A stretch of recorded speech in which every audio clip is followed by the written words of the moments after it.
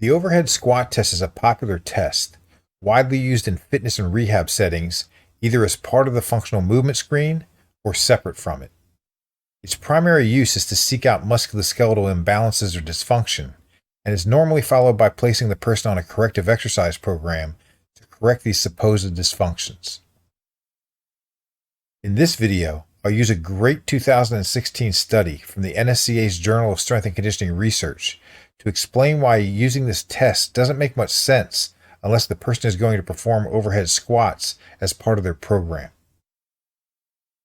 The authors of this study begin by noting that although the FMS screen is popular, it's criticized for being a poor predictor of how people move in natural settings. Regarding the overhead squat test, the authors go on to say that rather than the results of the test indicating a movement impairment, it might simply reflect inexperience with the movement. More simply stated, the supposed dysfunction is only occurring because the person is being asked to perform a very challenging, novel movement which they've never done before. They go on to say that one of the problems with the FMS version of this test is that the person is being told to keep their feet straight as opposed to rotating them outward slightly, which alters the preferred squat mechanics of many people and could result in poor performance.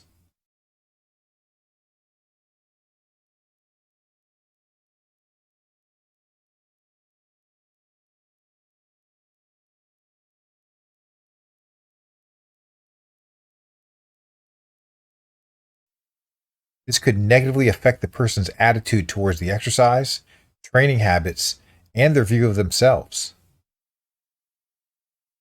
So what they did was have the subjects perform the FMS version of the test, where their feet remained straight and arms overhead.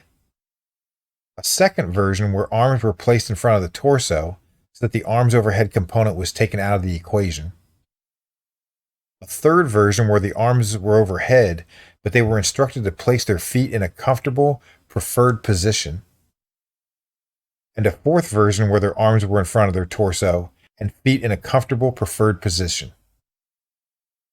The conclusion of the study was that by removing the overhead component of the test and allowing the individual to self-select their foot position, similar to what would happen in nearly every version of a squat that isn't an overhead squat, quality of movement significantly improved and the dysfunction magically disappeared.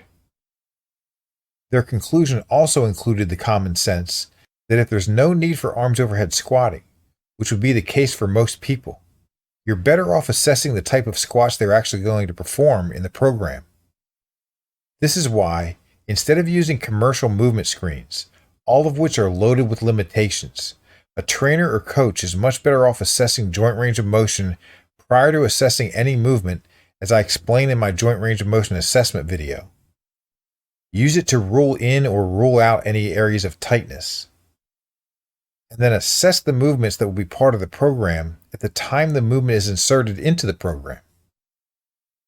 Because the bottom line is this: if you're following the ACSM and NSCA guidelines to begin conservatively with light loads, terminating sets well shy of muscle failure to work on proper form and mind-muscle connections, and then train the person across the 4 or 6 to 15 repetition range, strengthening every major muscle group in the body,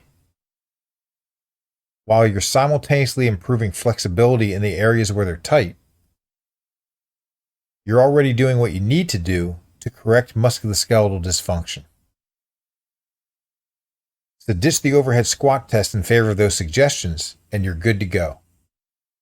Otherwise, you're at significant risk of identifying what is actually nothing more than a false impairment, which doesn't help your patient, client, or athlete, and does nothing for the design of your program. Thanks for watching. Let me know if you have any questions, and I'll see you in the next video.